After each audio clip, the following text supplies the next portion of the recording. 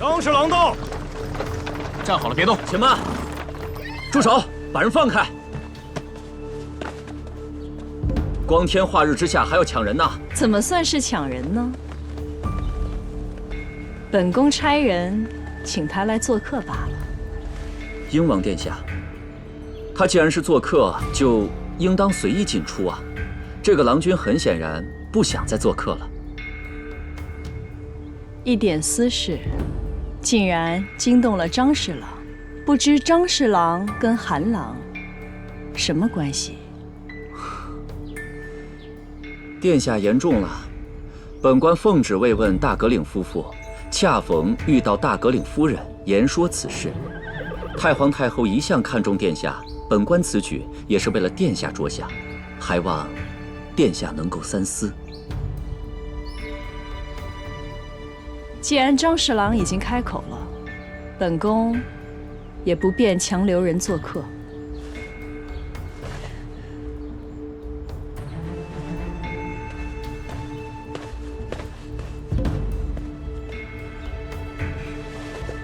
本官先告退了。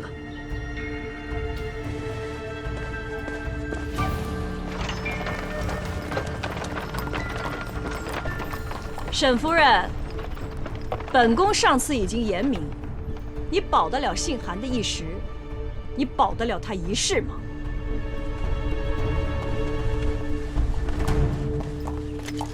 大格岭，有人来报，说锦绣坊废墟中突然出现了多块额状宝玉，还有救人现身，十分诡异。走，去锦绣坊。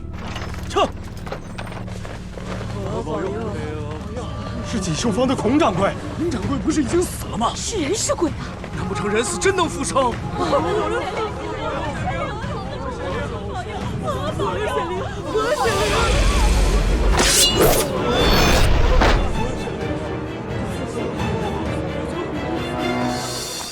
刚才你也看到了，难不成真的是灵魂作怪？我从不相信这个世上有鬼神，若有的话，也是有人暗中捣鬼。我们仔细探查，定能找到线索。我找到了！神迹显灵出宝玉，这鹅状玉必是神玉啊！肯定还有，确定还有，快找啊！我找到了，神奇！有没有？我又找到了，这还有，找不到，这有没有？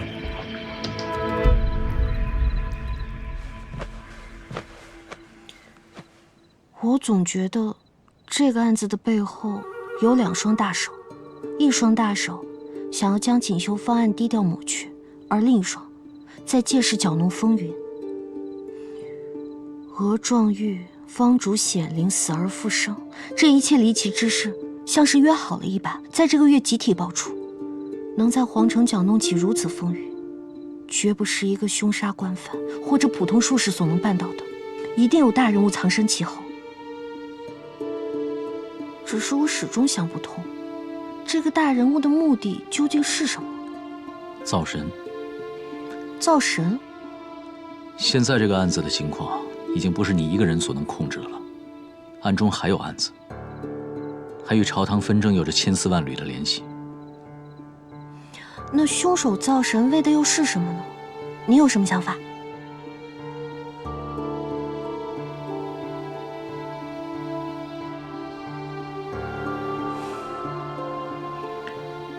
我现在唯一的想法，也是给你唯一的建议，收手，别再查了，不要引火烧身。无趣，我还以为你有什么真知灼见呢。案子我必须要查下去。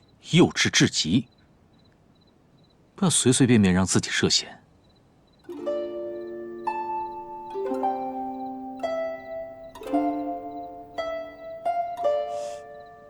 你算是在关心我吗？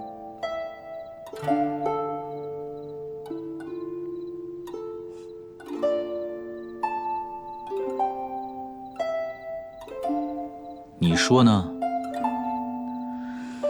无论如何，你现在顶着的是大格令夫人的名头，安分些，不要让自己卷入其中为好。我还是觉得你在关心我。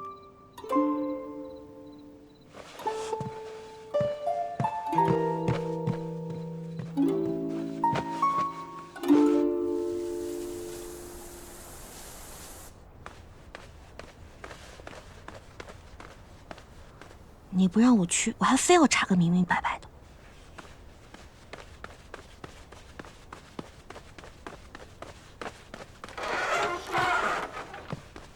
夫人，我和陆锤锤约了去城南的绸缎坊，听说进了一批新的布料，有什么茜草红、劲草黄、真狐黑、槐米黄，扎染的可好看了。我去晚了就怕抢不到了。哎，你要不先回去吧，别吵着大格岭了，他昨晚上没有休息好，让他再睡会儿。哦，快去吧，快去吧。夫人这么早，这是要去哪里啊？我和陆锤锤约了在城南的一家绸缎坊去看一批新的布料，有什么茜草红、劲草黄、真狐黑、槐米黄，扎染的可好看了。去晚了我就怕抢不到了。我还要去城南的一家绸缎坊，听说来了一批新的布料，有什么茜草红、劲草黄、真狐黑、槐米黄，扎染的可好看了。去晚了我就怕抢不到了。你在说什么？啊，要吃糖饼吗？我刚做的，正准备给大格岭送去。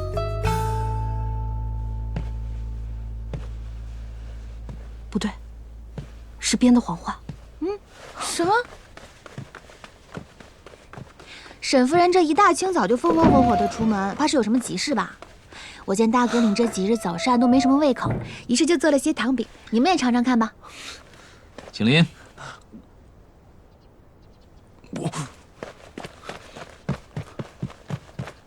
大格岭，去看好严杏，以他的性子，肯定是不会听我的。是。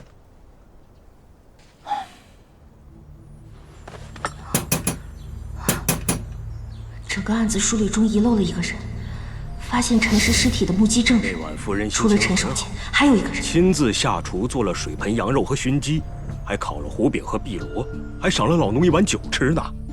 这夫人对我们多好，那晚亲自下厨做了水盆羊肉和熏鸡，还烤了胡饼和碧螺。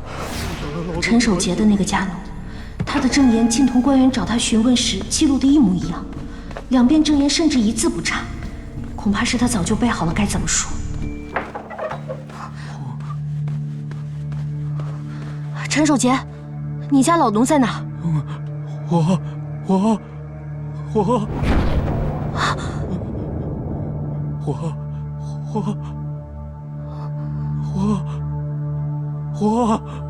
什么火啊？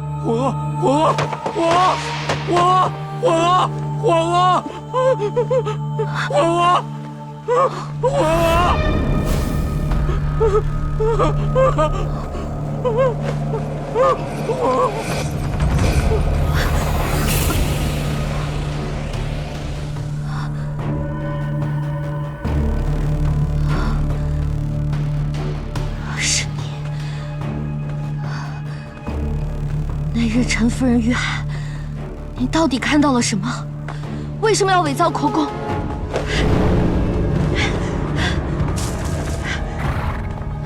撤！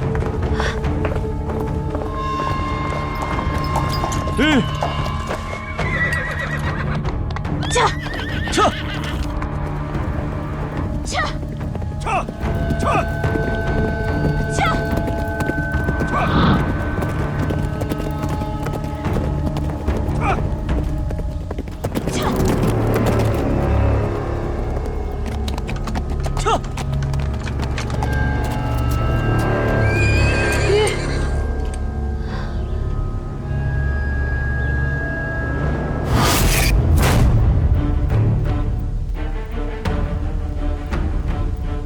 怎么好像在等我？撤！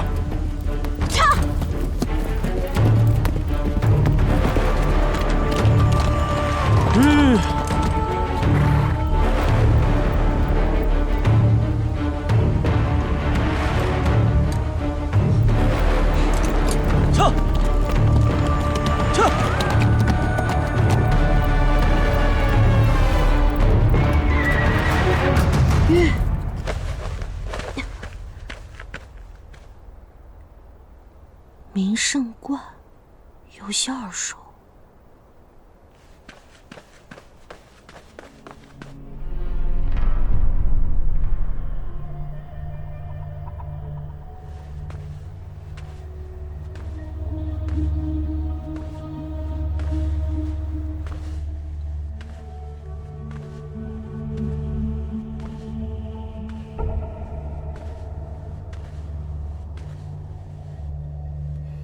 请问，您刚才看见有人进来了吗？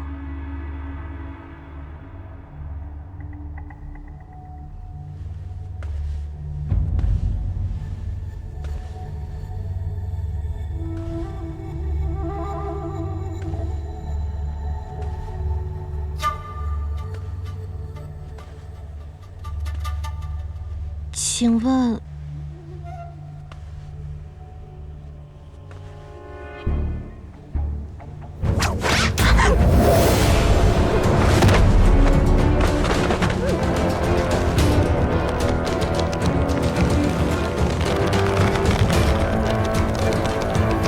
救命！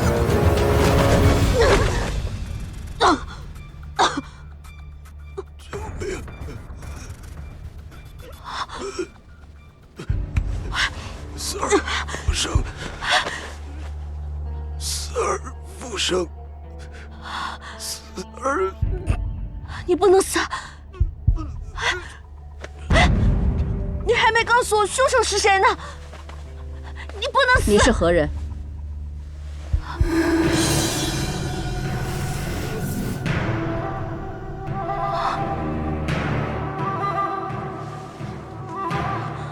你又是什么人？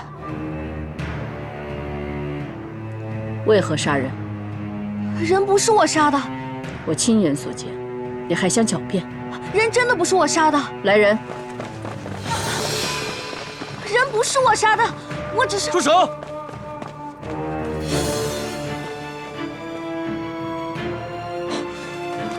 参见汝宁长公主。汝宁长公主，明圣观，怪不得这么耳熟。锦绣坊一案，受牵连的汝宁长公主就在明圣观犯死。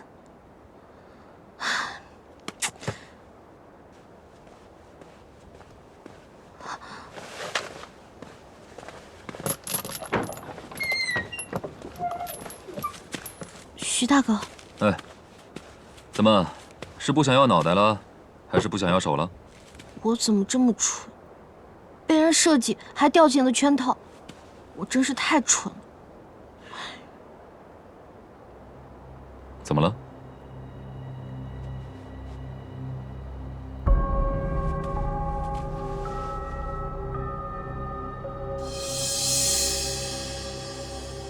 这粉末应该是我在明圣观里面沾上的，看上去好像就是锦绣坊周围可疑的粉末。我得冷静想想，这其中必有什么关联，肯定还有什么是我遗漏的。别着急，现在外面可是有人比你还着急呢。我一路追随，但我的马到了陈守节府外，似乎受到了什么惊吓。等我到了明圣观那边以后，汝宁长公主那边已经……你确定陈府出来之后，言性状态就不对？是的，我喊了夫人数遍，她都没有什么反应，就像着了魔一样，追着什么东西一直跑。我不管是谁，敢把主意打到我的人身上，就别怪我不客气了。可是夫人是被汝宁长公主抓进去的，这事恐怕没有那么简单。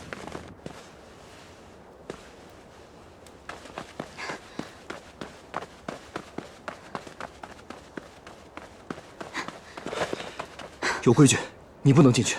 严性怎么可能杀人呢？你真的不能进去。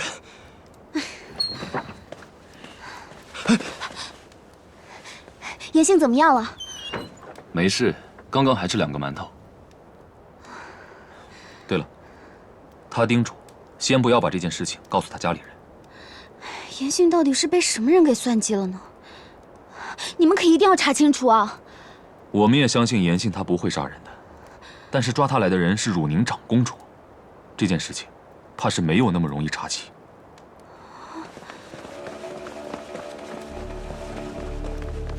有什么不容易的？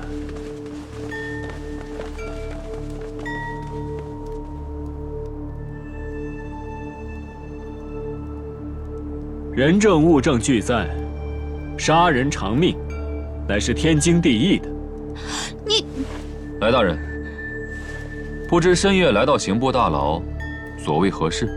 明圣观一事牵扯皇室长公主，太皇太后要提审凶手严性。还等什么？提人。是。且慢。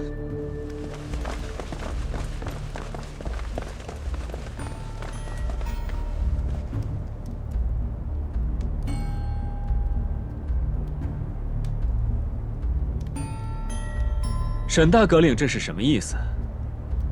难道要包庇夫人，阻拦审讯，徇私枉法不成？御茶司夜闯刑部大楼，是圣意吗？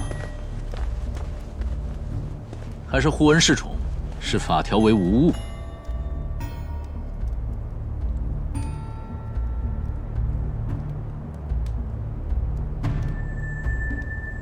御茶司向来为太皇太后尽责。沈大阁领这话，可是深闻桥底了。今日之事，我唯有亲力亲为，才能不负太皇太后一职所托。此事本阁领自会查清。来中丞，回吧。看好此处，有人敢靠近，视为劫狱。杀无赦。是。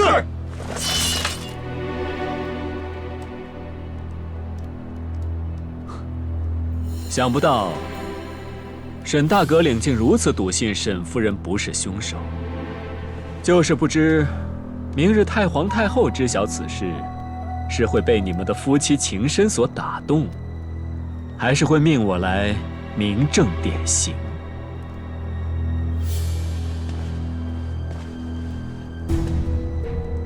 一夜，还请沈大阁领好好把握这一夜的温存。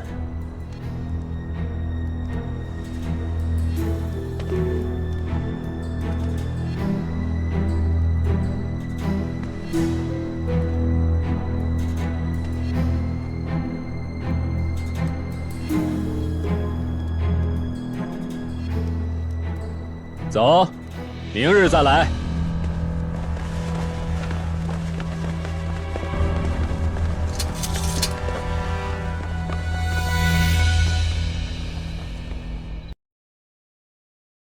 长乐曲由特仑苏冠名播出，不是所有牛奶都叫特仑苏。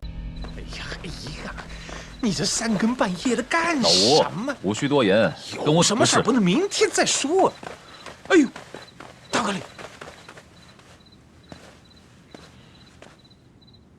景林，当时你是亲眼看见严姓从陈府出来之后，像是追着某人，一路骑马追着城西林中。是。严姓说，他是发现了陈家家奴伪造供词，心生疑惑，便去了陈府，发现他竟然试图潜逃，便一路追着了明胜观。没错，严姓是这么说的。那便不对了。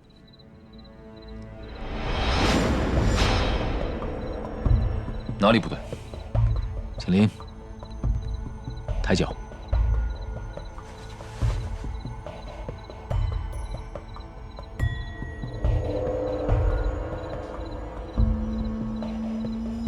原来是这样。城西林中多泥泞，如果是快马飞驰的话，裤脚不可能这么干净。我应该是追随夫人到明胜观的路上弄脏了鞋，可是陈家老奴的鞋底一尘不染，那尸体又怎么会出现在明胜观？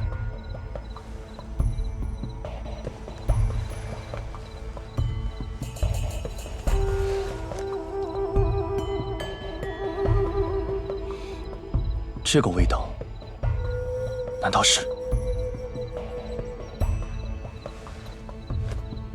明胜观一案，疑点颇多，明日之前，任何人不得提审一番。可要是若严姓在牢中少了一根头发，我唯你是问。大阁领，我们接下来该去哪儿查？错误发生的源头。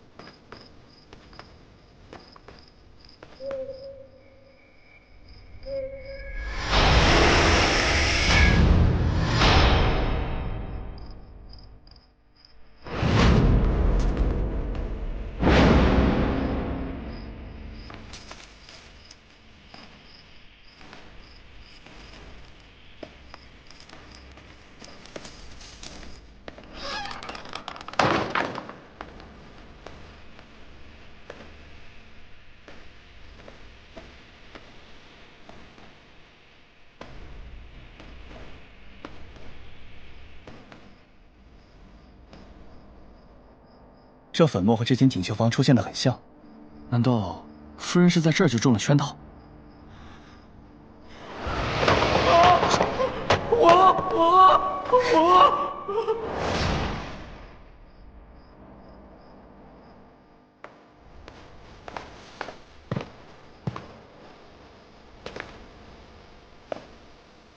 这里原本放了什么？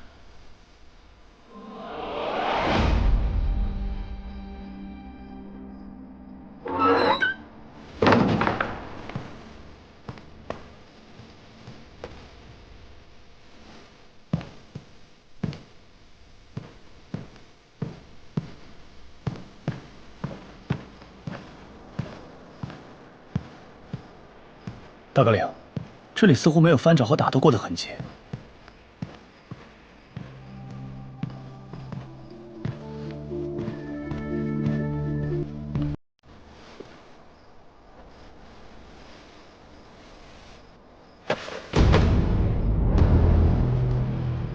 这么多血，看来这就是凶手行凶的现场了。那死者后来怎么就到了明圣观？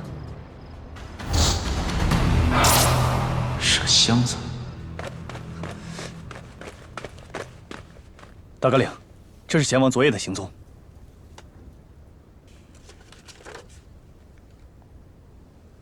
果然，您派人暗中观察贤王的事，要是让他们知道，恐怕会救人要紧。看来我得亲自会会这个汝宁长公主了。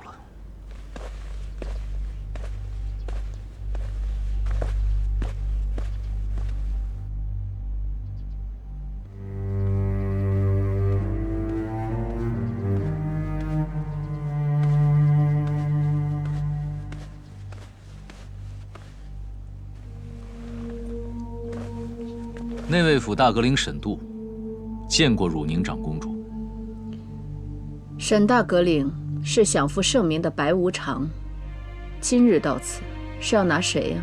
殿下误会了，今日沈某是有事相求。大阁领说笑了，我已不是公主，只是一介布衣。大阁领有何事求我呀？请回吧。还请殿下务必听下我的请求。如果是朝内之事，早已和我没有关系，你也不必说了。是沈某的家事。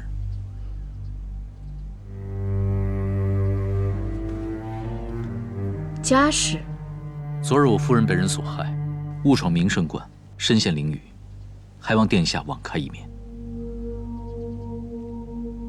你居然会为了你的夫人来求我？这和传闻中的白无常是大相径庭呀！你是想让我放了你的夫人？我是想让殿下给我真相。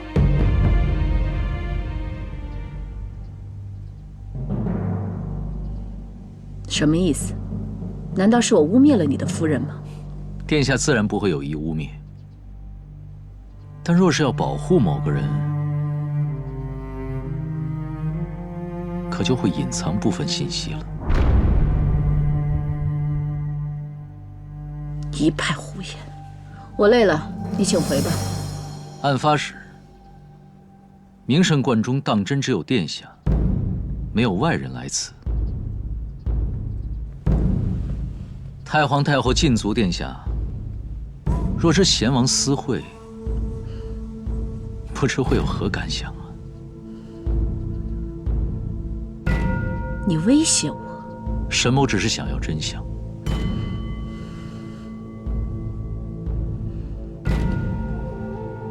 他不过是看着他的姑母孑然一身，孤苦无依，拿些物件来探望，喝盏茶而已，从无妄论国政，并无半点图谋。这是亲戚之间的礼尚往来，就这么难？贤王看重亲情，但外面的人可不一定会这么想。有时候，一句话就可以让一个人枉死。还请殿下告知实情，还我夫人清白。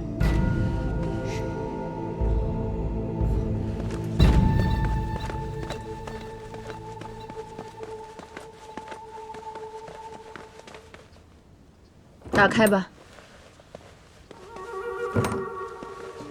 我的确未亲眼见到你夫人杀人。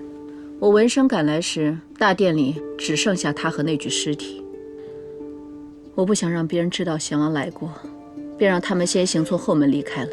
后来在检查后门时，的确发现了破坏入侵的痕迹。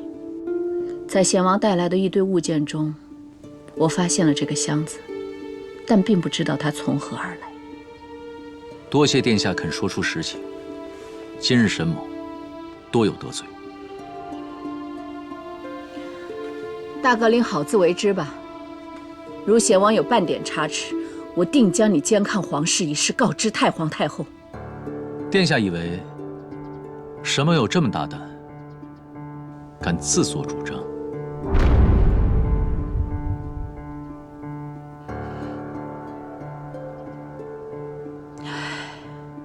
但愿今后多一些清静的日子吧。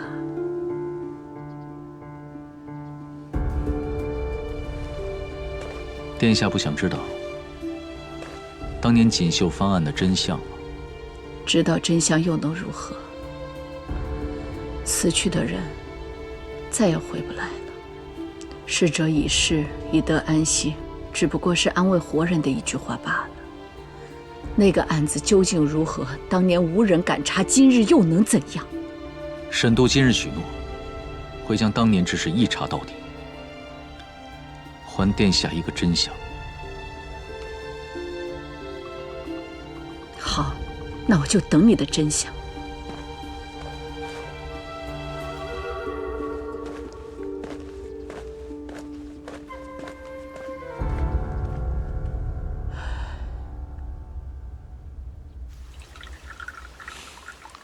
先王殿下，这明圣观乃是是非之地，若让太皇太后知道你去过那里，必定会给你一个结党营私、谋逆不轨的罪名啊！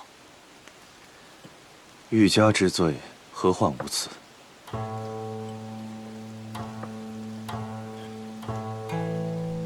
当年姑母就是因为一件衣裳，竟引发了锦绣坊的血案。先王慎言，慎言呐！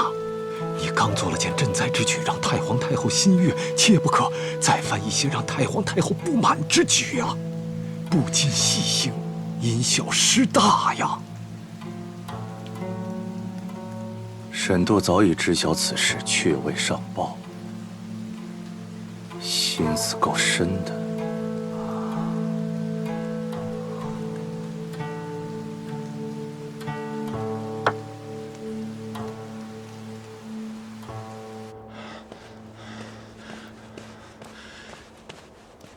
眼看天都已经亮了，沈大阁领怎么还不回来？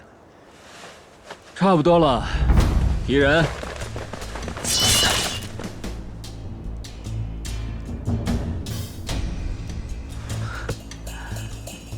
还真是头倔驴啊！我记得当年你可是栽在沈度手里的，现在倒听起他的话了。太皇太后手谕，令莱中城4时提审，时辰未到，不得提人。哼！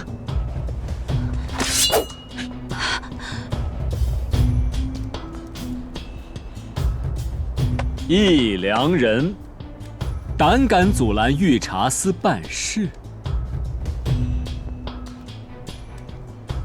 我倒要看看你的头到底有多硬。莱中城好威风啊，但似乎心急了点吧？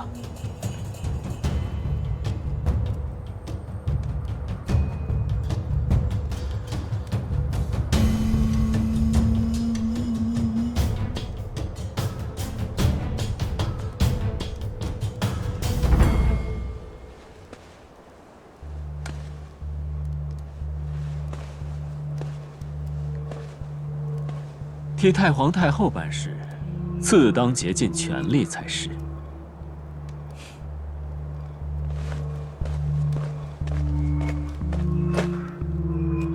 太皇太后手谕：明圣观一案疑点颇多，现转由内卫府全权负责，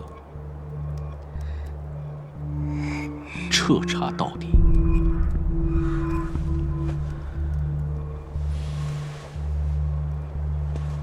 沈大阁领兵贵神速啊！撤！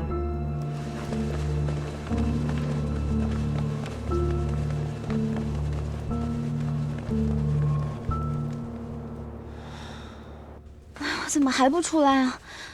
保佑保佑，快出来啊！哎呦，六娘，你总算出来了，你都快担心死我了。来来来，走走走啊！不过你能平安无事出来就好。哎呦，你呀你呀，查什么案子，把自己都给查进去了。不过你能平安无事出来就好。你知不知道，我一听说你杀了人被抓了，我都快担心死了。赶紧多扫扫，去会前，再转一圈，再转一圈。我福大命大，这不是案子查清了，我就被放出来了吗？要不是人家沈大阁领去找汝宁长公主说清了情况，又把明生观后门外林中陷害你的人搬运尸体的箱子给找到了，你以为你能这么轻松就出来啊？他去找了长公主啊？哎，你刚说什么？搬运尸体的箱子被扔进了林中？不对啊。什么不对啊？你肯定是被吓坏了吧？没事了啊。哦，对了，那个徐大哥还有江郎行他们去追查新的线索去了。我听说那个死的陈家老奴，趁着陈守节糊涂的时候，一直盗取陈家资产，后来被陈夫人发现了，这才卖主不知道勾结了外面什么人，下了个死手。可惜死无对证了。严杏。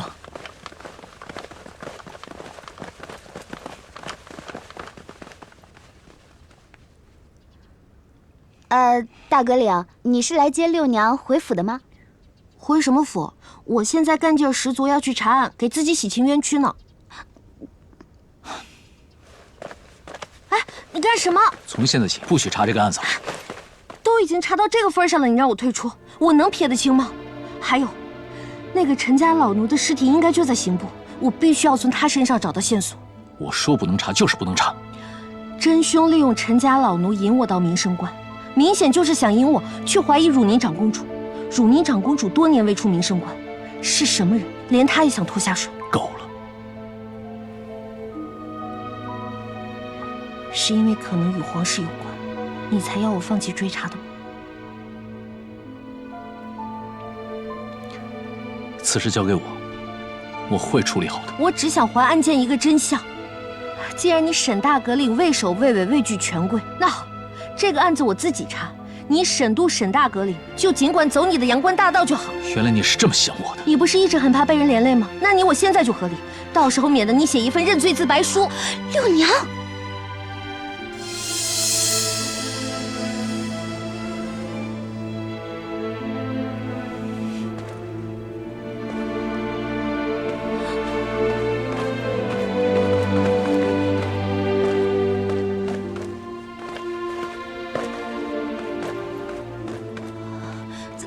这该怎么办呀？哎，你去哪儿啊？也是。哎，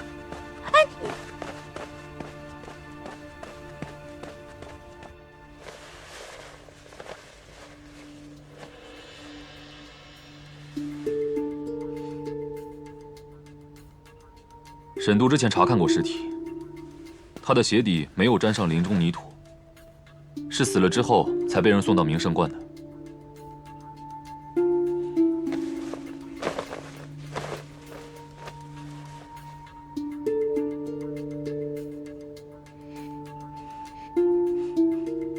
怎么，有发现？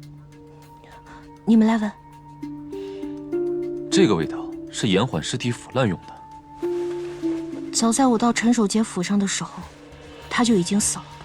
后来发生的事情，虽然是我亲眼所见，但我也不能确定就是事实。你的意思是说，见到的都是幻象？那是什么东西，或者是什么一种药物，能够如此操控人心啊？世间之大，万物之奇，只能说远在我们掌握之外。还有，我更担心的是，这个家奴所用的延迟尸体死亡时间的手段，同当初唐大夫人所用的一样。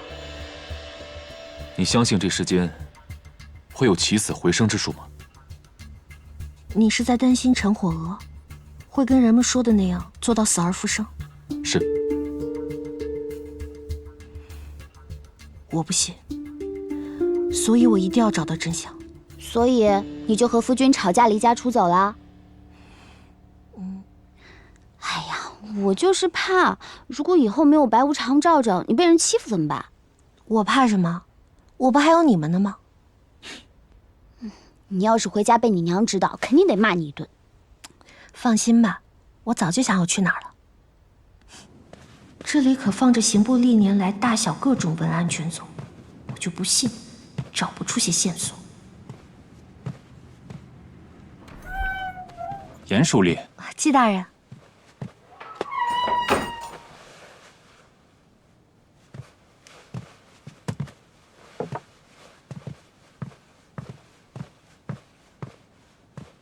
怎么这么晚来史册库？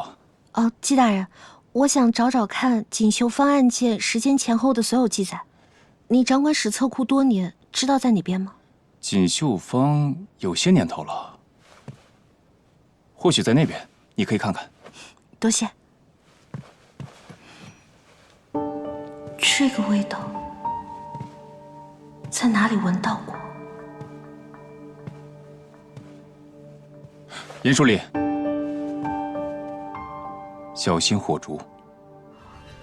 多谢，我会小心谨慎的。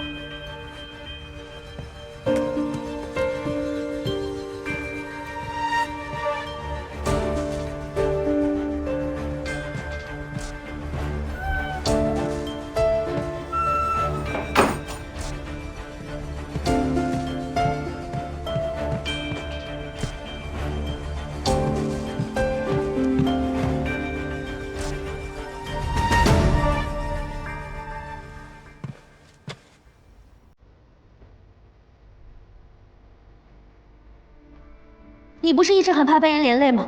那你我现在就和离，到时候免得你写一份认罪自白书。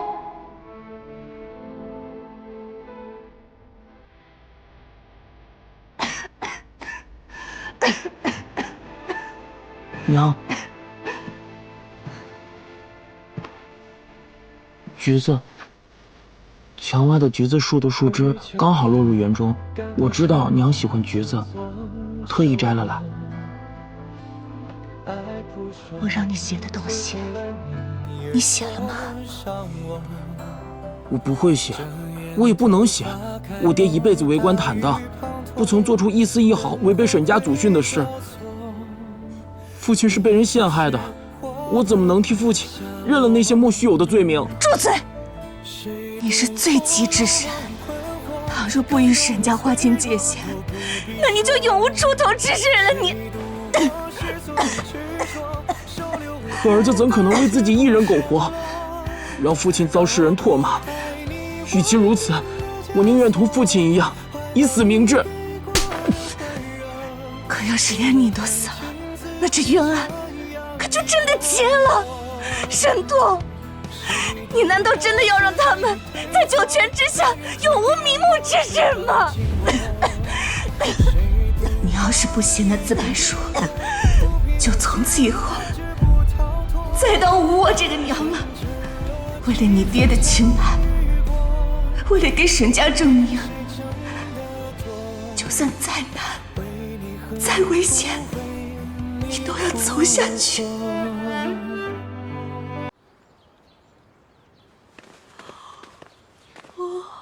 没睡好吧？喏，让你跟我回家，你非不听，跟我说什么你要去史册库找线索。我看你线索是没找着，倒是给自己找冻着了。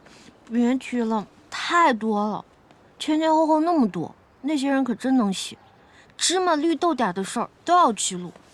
你不会真看了一夜吧？反正我也睡不着。我觉得要不你还是先回沈府吧，大不了你就跟人沈大阁领说两句好听的话嘛。凭什么是我？我在就事论事。昨天我可是亲眼目睹了一切的。这次你可能是真的有点误会他了。我误会他什么了？你被抓那天，来罗之很快就到了，还好沈大阁里也及时赶到。你能这么快洗脱嫌疑，也都是因为人家沈大阁领。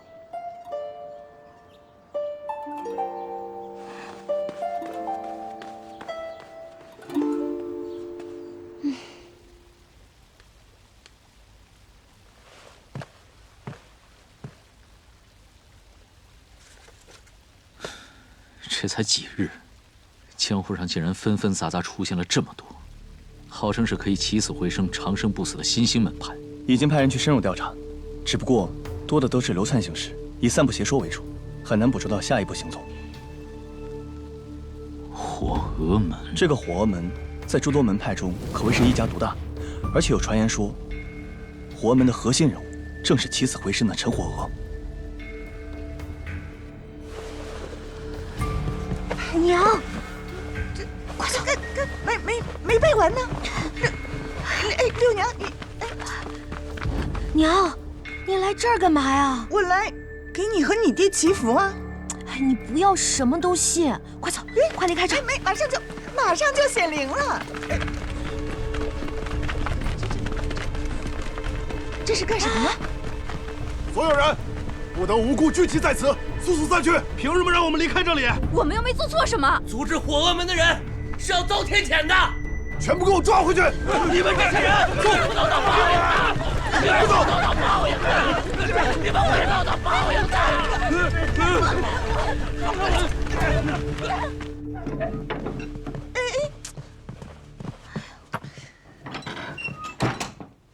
哎呀！啊，娘，你去那儿做什么呀？太危险了！嘘，小点声。我这不也是为了你和你爹去祈福吗？好让你们长命百岁，无灾无难。那个都是骗人的，你快把这个扔！使不得，使不得，会遭报应的。火峨圣物，神灵的化身，不容侵犯。所有冲撞过的人都会被吊起来，绑成鹅状，灼烧惩罚。你这都从哪儿听说的？什么从哪儿啊？路边的孩童都知道，冒犯火峨门，下场就是被烈火焚身。想不到这东西已经蛊惑了这么多人，必须得查个清楚。娘，你要是再去接触这些，才会引来杀身之祸。你听我的，好好在家待着，最近哪儿也别去。我拿走了。不是，你还给我！哎，你个不孝女，给我！哎，小祖宗，那你别冒犯啊，也别冲撞人家。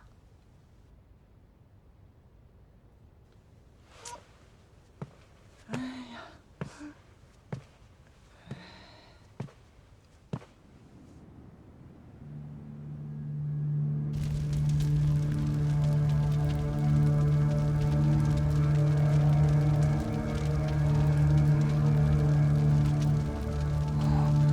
好热。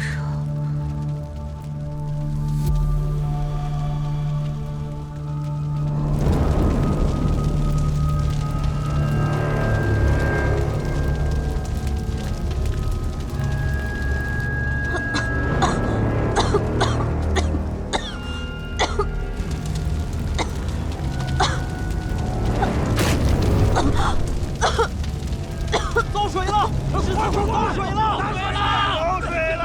这边，快！快点拿水来！快点拿水来！来！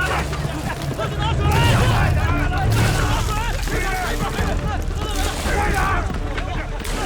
这边！六娘，快遭水了！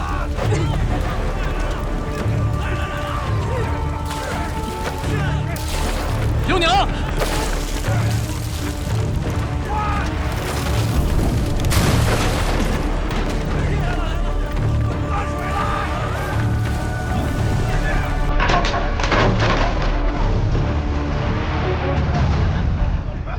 小杜，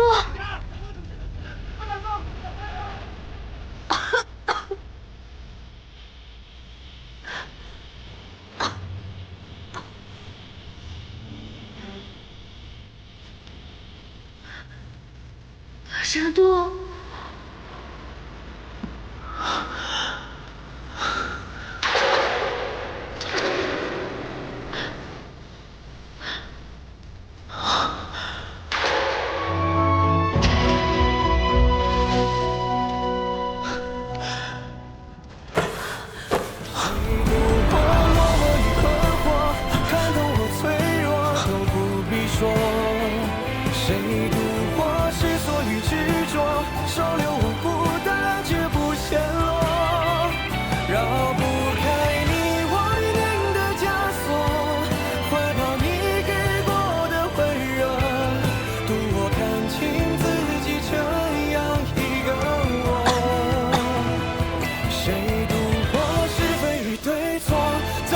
来颠簸，只抱紧我。谁路过，愿与因果，抚平我失落，绝不逃脱。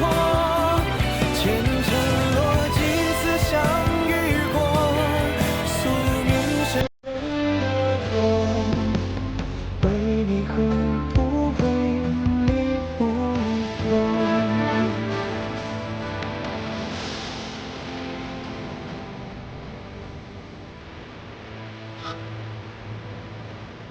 六娘，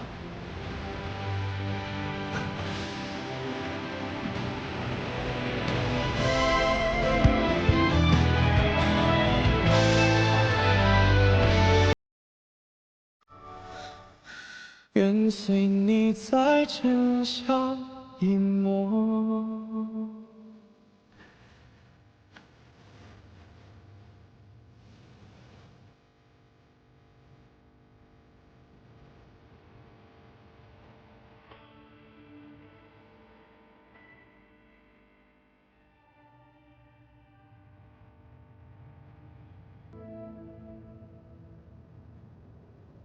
醒了。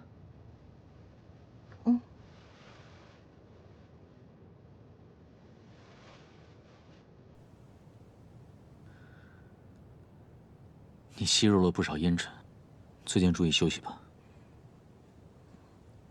对不起，还有谢谢你救了我。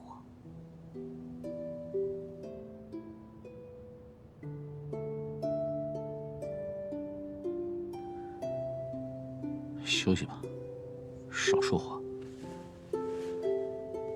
我这人有时候说话口无遮拦的，若是说了什么不中听的，你别在意。知道了。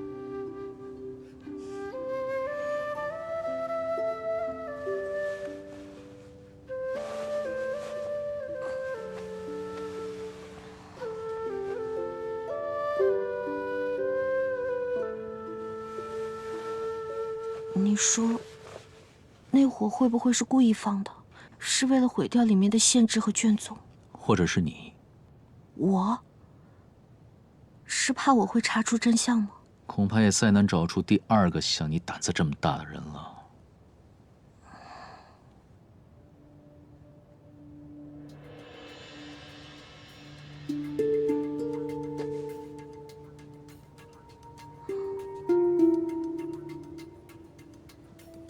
你干什么？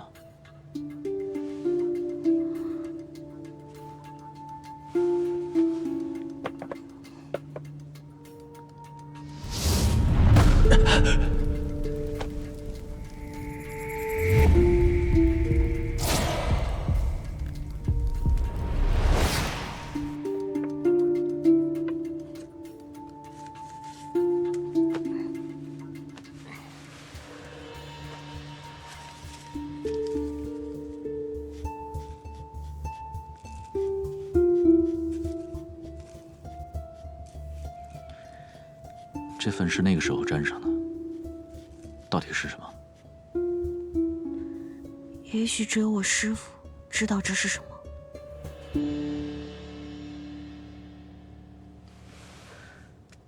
小心点儿。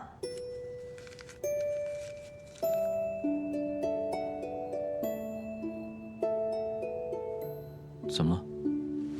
不舒服吗？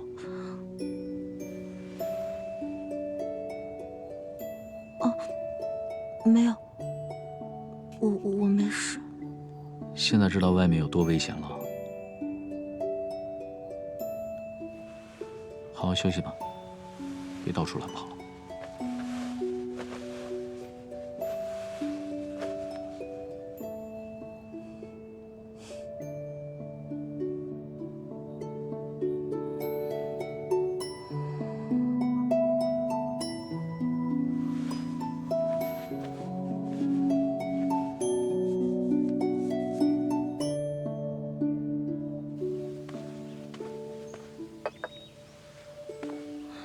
师傅，不过就是喝个茶而已，干嘛非要跑这么远的地方？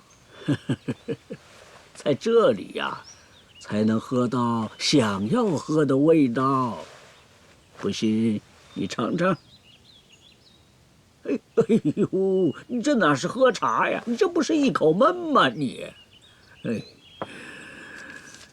师傅，这是案发现场的粉末，也曾出现在锦绣坊旧址的附近，但不知是何来头。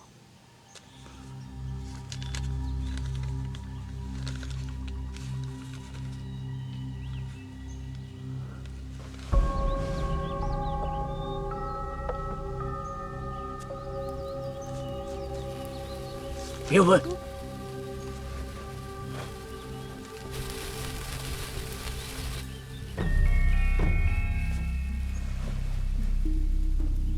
有趣。毅然，焚过无痕，这不像一般术士修炼所用的东西，怕不是从外族流入的玩意儿。外族流入？或许在鬼市里。有人会知道这东西的来历。师傅，您这一身本事不在办案，真是太可惜了。我这一身本事啊，都让你学去一大半了。看来啊，我也该放手了。师傅，我到了这个年纪了，我图一番安稳，活一天算一天。哎，活一天赚一天。我能够每天得闲品茗，逍遥自得，我就心满意足了。他，哎呦，你呀，心急喝不了热茶。办案也是这个道理，凡事急于事功，难免就会被表面上所看到的东西迷惑了。被所见迷惑。对啊，师傅，如今我手中有的证据，总觉得像是故意被喂到嘴边一样。查案不仅是找出真相，更是与未知敌人暗中的一场较量，看谁能更快一步掌控局势。如果说，当年锦绣坊一案是为了打压汝宁长公主，破坏太皇太后与长公主及其背后萧家氏族的关系，那这一次，幕后之人的目的是什么，还不清楚。莫急，办案跟品茶一样，需要的功夫那可少不了。什么都跟品茶一样，还真让你说对了，夫妻之道亦是如此。师傅，我说案子呢？我也没说别的呀。煮酒论英雄，品茶忆爱情嘛。哎呀，这茶呀是越喝越有滋味。人也一样，日久见人心嘛。好茶，好茶呀！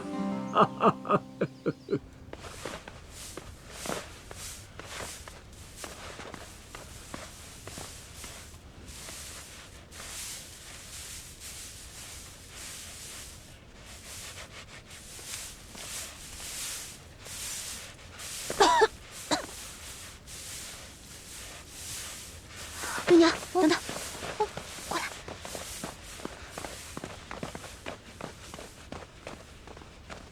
不是让你好好在府里休息的吗？吴泰明那个坏老头，他担心你出了什么眉头，不让你过来的。都是因为我。哎，季方明他没有受牵连，被责骂吧？这看守史册库的库都快被烧光了，吴泰明他又不敢对你生气，他呀。可没少被责骂。我还是想想该怎么跟他赔罪吧。哎，对了，我可是听说你在众目睽睽之下被沈大格令给爆出来的。那难道他还能见死不救不成？你呀，就是煮熟的鸭子，这嘴真硬。你呀，就是这什么话都往外说。嘴里没个把门的，你自己看看，你这才回府1日，整个人就容光焕发的了。让我看看，这沈府是有什么小招数，让你的眼睛都变得炯炯有神啦。但你还真别说，我昨晚上回去的时候，一倒下就睡了。难不成是我习惯了有亮光睡觉，适应了神府通夜灯火？哎，反倒是这儿啊，我就失眠了。行，我说真的。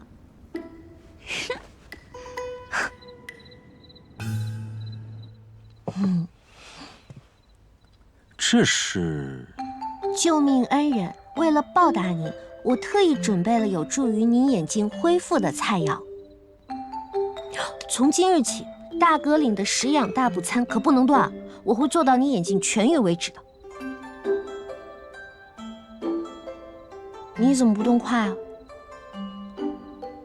难不成沈大格岭还挑食？还是你不想吃？这可都是我的一番心意呢，你别浪费食物了。我先走了啊。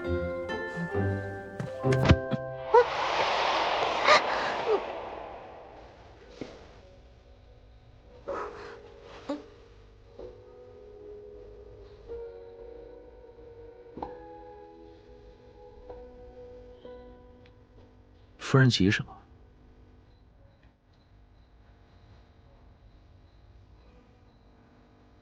你什么时候有了新的毛病？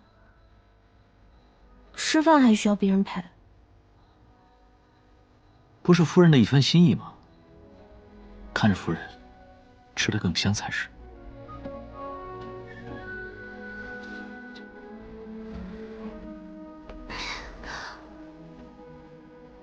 都说了，夫人着什么急？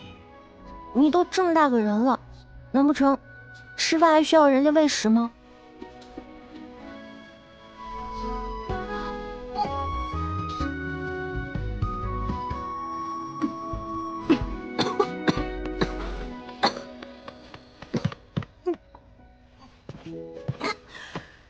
这饭菜果真新意十足。夫人，动筷。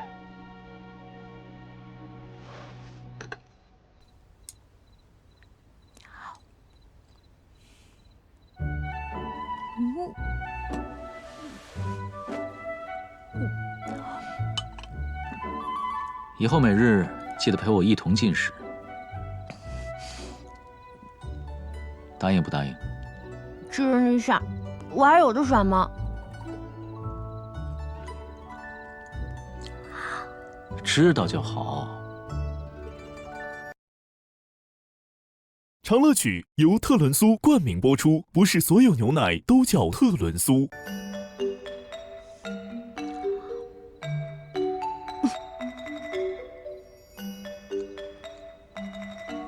怎么了？吃没吃香？哪有？我没有。什么嘛！琴瑟和鸣，羡煞旁人喽。如胶似漆，就是指这样吧？哎呀，就是不知道他们这样能坚持几天。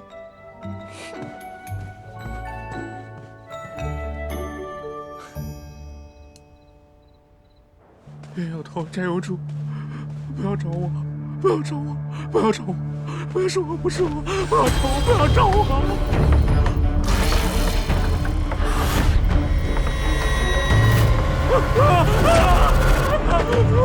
不是我，不是我，不要找我，不要找我，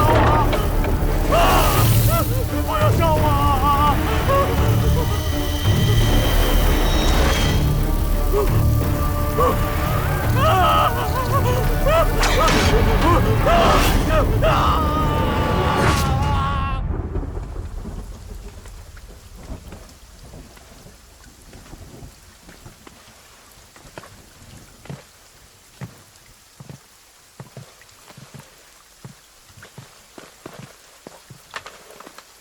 大哥领，我们赶到时，人就被绑在房檐之上，属下不敢破坏现场，所以等您来了再做定夺。大哥领，陈守杰还没有死，好在派来盯着他的人及时把他给救下。不过他好像受了不小的刺激，此人平时就疯疯癫癫的，现在更是连一句完整的话都说不出来了。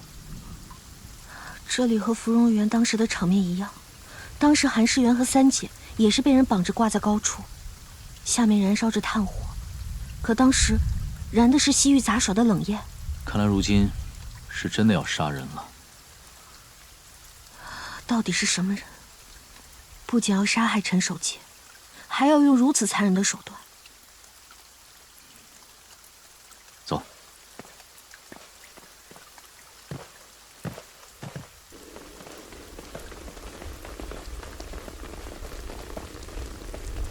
车夫怎么被烧成这样了？什么人？为什么要堵？景林。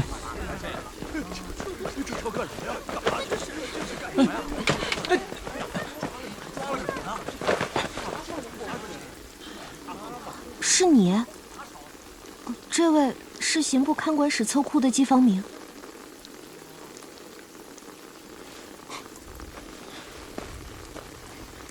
史册库走水一事，还需要你的供词和牵引。刚刚去往神府的路上，便看到你们匆匆忙忙往这儿来了。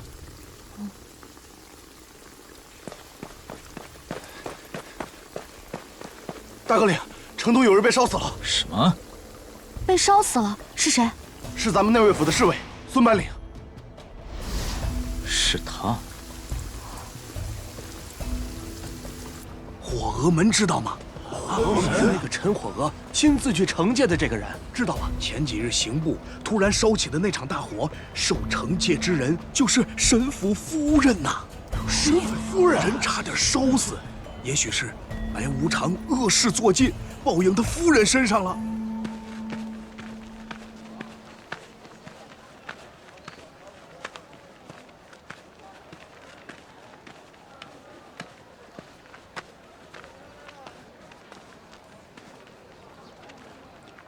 夜来风雨声，不动坐如钟。夜宵吃得撑，还得来几盅。拜托你找的那个粉末查清来路了。这东西可是西域的，玄妙得很。我呀，可是花了不少功夫才查清楚的。想多收我银两，没门儿。你这暗号算是白记了，还真好意思空手来。你再不记，也得拿2壶酒来犒劳犒劳我吧。若你承认你就是大名鼎鼎的民间神探潘池，我是可以考虑考虑，请你喝香安城最好喝的桂花酒。我是啊。我要真是的话，难不成你还能多给我加些银两不成？想得美。哎，想想都觉得不错。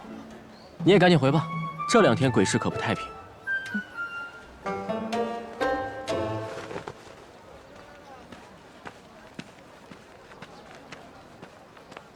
大哥领，您让我调查的刑部季方明，我发现他曾给自己写过一份药引。病了。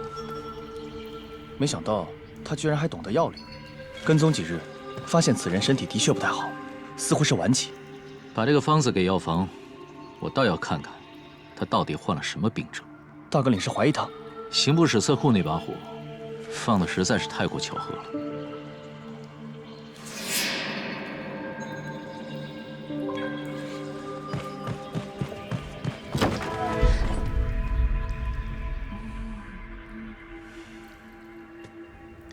大哥领在忙吧，我就是过来问问他想喝点什么茶。此处无需劳烦，云雀姑娘还是请回吧。是不是锦绣方案查到什么了？姑娘放心，必要时大哥领定会告知于你。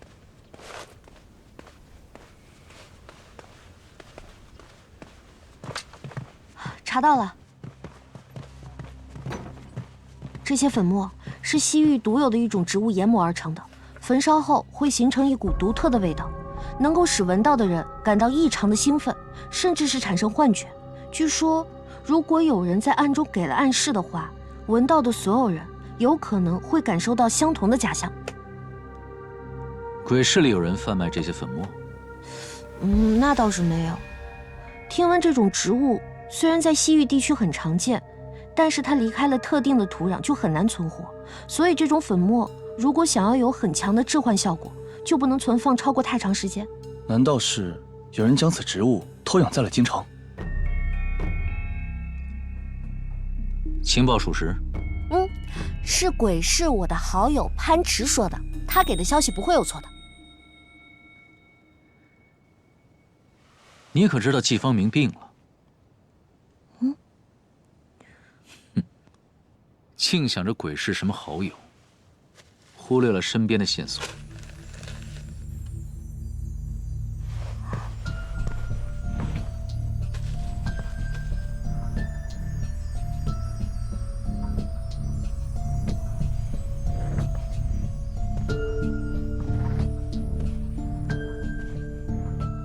那次在陈守杰的府邸，他的出现和反应都很奇怪。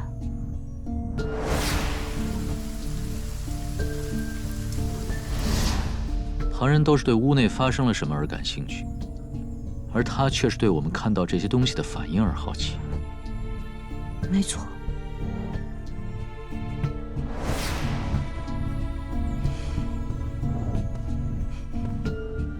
我还想起来，我曾经在季方明的身上闻到过一种淡淡的味道，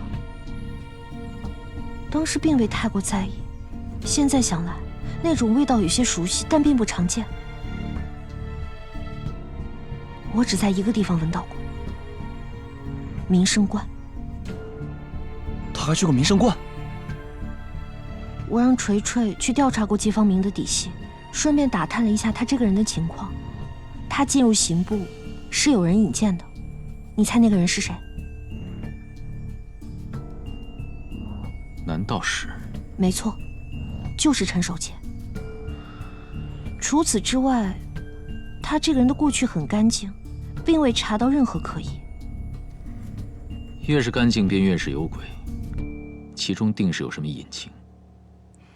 陈守杰过去曾有恩引荐过他，可那日他在案发现场却装作不认识他的样子。陈守杰引荐过？我查过他俩，可以说是毫无交集。那就表示，他们二人当中，一定有我们没有查到的，能够将二者关联在一起的人。看来得亲自问问他们了。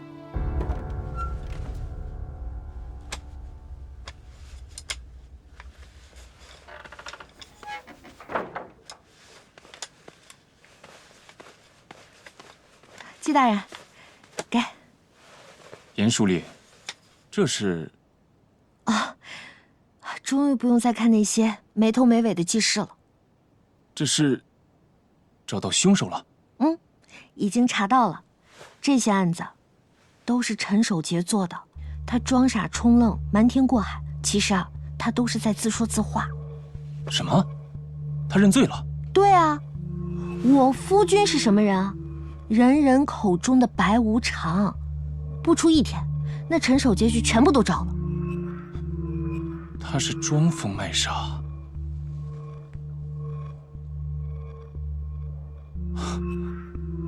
这怎么可能呢？怎么不可能呢？就是他，当年故意隐藏了锦绣坊案件的关键证据，害那么多人枉死。他被人收买，拿了黄金千两，就埋在了自家院里。那当时都挖了好几个时辰才挖出来。没想到，真没想到，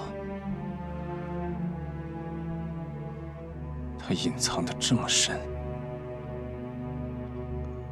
对，若不是我夫君察觉的话，恐怕我们还被蒙骗着呢。人现在是被关在内卫府吗？人在刑部大牢呢，明日啊，暗中处刑。暗中处刑，为何？哎呀，大人们的安排。保不齐啊，这个案件的背后另有隐情。若汝宁长公主真是蒙冤被禁足在明圣观，那这锦绣坊就不过是一个用来算计皇族长公主的由头而已。什么？你是说，锦绣坊的10几条人命，只不过是为了……嘘，此话说不得，所以啊，也就不能查了。哦。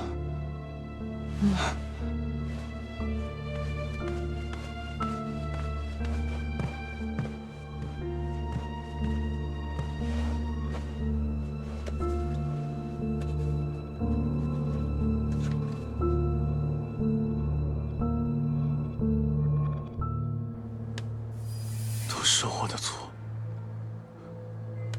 都是我的错，都是我的错。你到底受何人指使？送锦绣坊10几条人命，还装？今天就送你去死！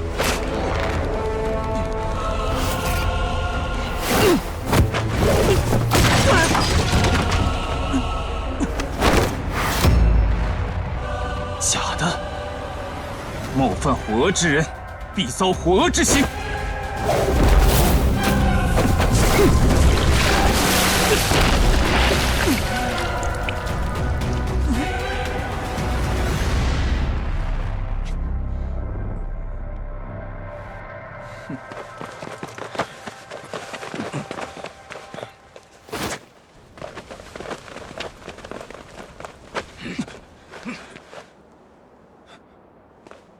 季方明，真的是你？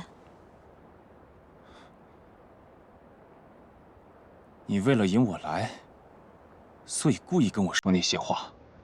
你有很多次可以杀掉陈守杰，可你没有。我们便在猜想，或许凶手想要的并非陈守杰死，而是折磨他。没有人比凶手更希望他是清醒的，这样折磨才会更加痛快。哼，季方明，现在人赃俱获，还有什么想说的？我不是凶手，也不知道自己为何会出现在这里，或许是受了奸人的蛊惑，神志不清才来到此处。沈大阁领、沈夫人，这样的事情你们也遇到过，应当可以理解吧？我根本没有要杀陈守杰的理由，是为了锦绣坊的坊主孔仙荣吧？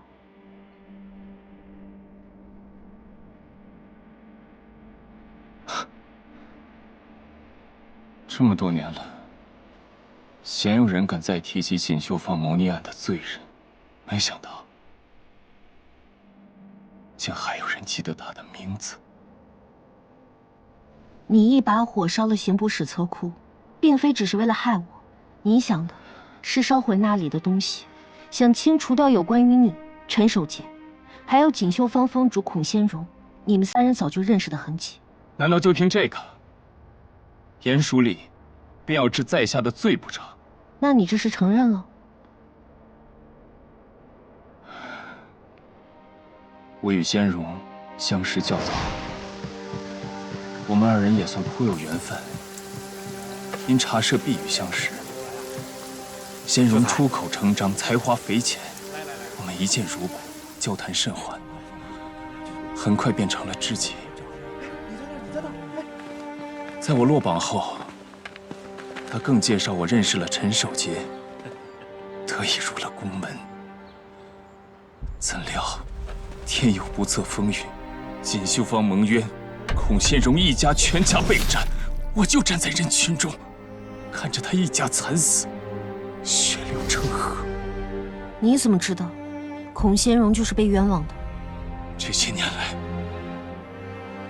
我翻阅了所有县志，调查了所有刑事卷宗，皇天不负有心人，终于被我发现了一丝端倪。孔兄待陈守杰为兄弟，可陈守杰却为了一己私欲，辜负了这份信赖。所以，你就杀了他的夫人，还想尽办法来折磨陈守杰。他该死，陈氏该死，陈守杰更该死。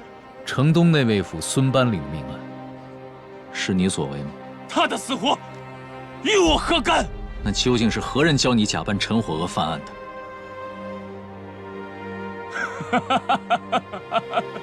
飞蛾扑火，朝生暮死，不入轮回，不死轮回。将季方明押入大牢，听后发落。为锦绣坊蒙冤的百姓报仇，我没错，我没错。陈守杰该死，该死！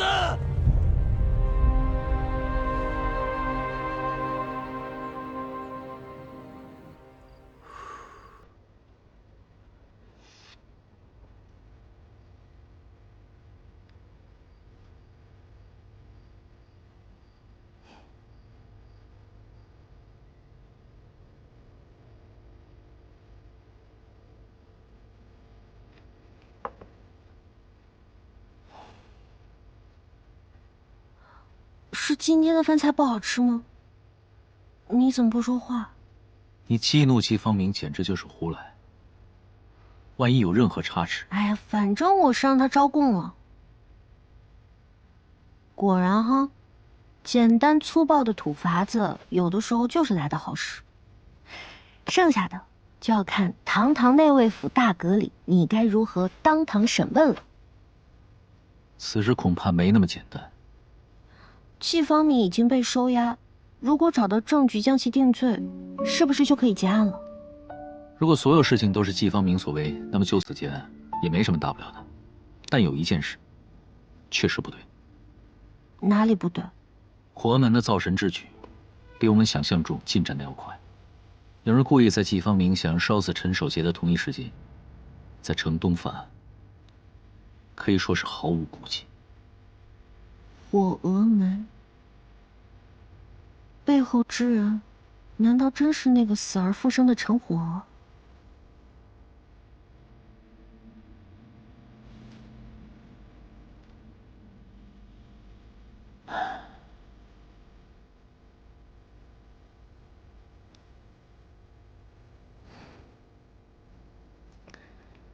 你的手艺啊，可以说是毫无长进。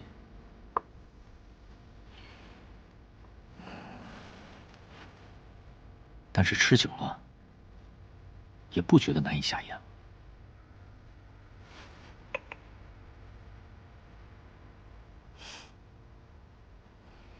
我的手艺没有长进，大阁里的胃有长量就行了呀。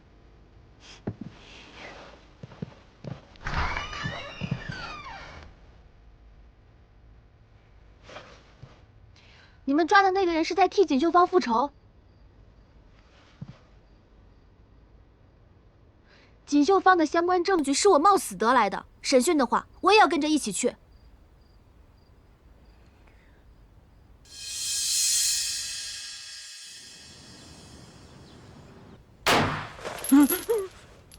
季方明，你杀害陈守杰的夫人陈氏，在试图谋害陈守杰的时候被当场擒获，前后始末又与何人联手？如实招来。沈大阁领好气势，这些年在刑部，虚张声势我也见惯了，这招对我无用。季方明，事到如今老实交代，不要搞这些没用的啊！在这里不肯说，那带去内卫府，本阁领有的是手段。哟，大阁领这是要屈打成招，严刑逼供啊！来中城来的可真准时啊！就说来得早不如来得巧，我不来，怎能见到沈阁领如此大的官威呀？此案由太皇太后交由内卫府一手审理，本阁领自有分寸，你只管旁听便是，莫要生事，免得治你一个扰乱审理之罪。